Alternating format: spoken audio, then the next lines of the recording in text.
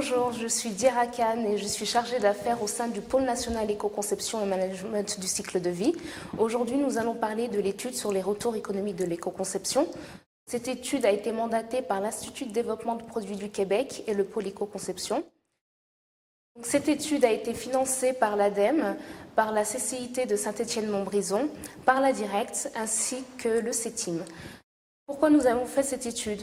Donc, au départ, il existait très peu d'études sur la rentabilité de l'éco-conception. Donc, on a décidé de mesurer ces différents aspects avec un panel d'au moins 30 entreprises. Donc, il y avait 15 entreprises en France et 15 entreprises au Québec. Ce qu'il faut savoir, c'est que sur les 30 entreprises, donc 45% des cas, il s'agissait d'un premier projet d'éco-conception. Le premier critère que nous avons étudié était la motivation des entreprises. Arrive en première place, donc à l'initiative du dirigeant avec 44% des cas. Ensuite, il s'agit de la demande du marché. Ensuite vient après la réglementation, la recherche d'économies ainsi que la motivation des tierces parties. Avant de s'intéresser au retour économique de l'éco-conception, on va regarder quels ont été les gains environnementaux. Il faut savoir que le principe même de l'éco-conception, c'est de réduire donc son impact environnemental. Donc, les entreprises qui ont participé à cette étude, la plupart des cas ont fait des gains environnementaux sur la partie donc des matières premières, donc 32%, et également sur la partie fin de vie, avec 31%. Vient ensuite donc la fabrication, l'utilisation et le transport. L'augmentation des ventes et la réduction des coûts a forcément impacté la marge bénéficiaire de ces entreprises. Nous allons étudier l'impact sur les marges. 53% des cas, donc la marge a été égale, contrairement à une marge inférieure pour 10% des cas, et 37% des entreprises ont réalisé une marge supérieure.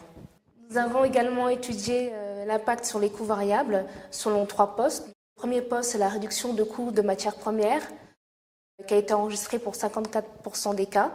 Il y avait également la réduction sur les coûts énergétiques, donc 25% des entreprises sont concernées. On a vu également que la démarche d'éco-conception a incité les entreprises à mettre en place des intrants moins polluants pour la conception de leurs produits.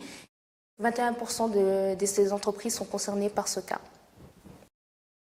Concernant les coûts fixes, donc les coûts ont globalement augmenté. Cela concerne plutôt les recherches en R&D et donc la commercialisation du produit. Donc ça s'explique que la démarche d'éco-conception est quelque chose d'assez nouveau pour, donc comme on disait, 45% des entreprises.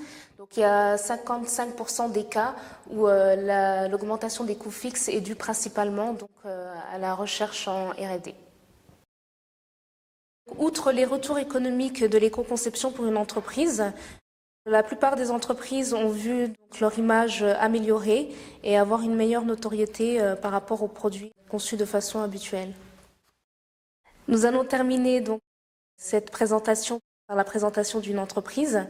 C'est une entreprise qui a participé à l'étude sur les retours économiques, qui travaille essentiellement sur les articles métalliques ménagers. En pratiquant l'éco-conception, cette entreprise nous apprend qu'elle a pu baisser son prix de revient de 10%, que le même ordre est dédié sur son prix de vente. Grâce à cette réduction, elle est devenue plus concurrentielle et a augmenté ses ventes de 30%. Vous pouvez retrouver l'essentiel de l'étude sur les retours économiques sur notre site internet, dans la partie documentation et dans la rubrique études du pôle éco-conception. Vous y trouverez également les fiches des 30 entreprises qui ont participé à l'étude. Retrouvez-nous sur le site du pôle éco-conception où vous pouvez suivre l'actualité de l'éco-conception en direct et n'hésitez pas donc à contacter l'équipe d'experts du pôle éco-conception.